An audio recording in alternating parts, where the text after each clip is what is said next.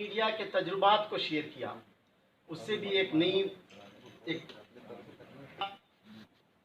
Doctor عرفہ خانم شیروانی کا صحافت میں پی ایچ ڈی ہیں، لیکن ان کا جو اظہار خیال تھا وہ ان جنرل صحافت پر تھا اور موجودہ حالات پر تھا۔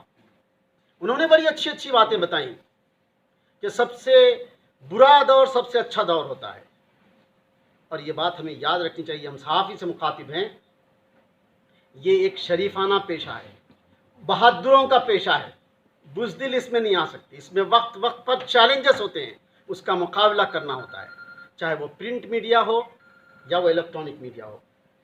ایک صاحب ہم نے جو گفتگو کی اس میں ایک اہم پہلو کو ہم نے مس کر دیا، وہ ہے نیوز ایجنسی۔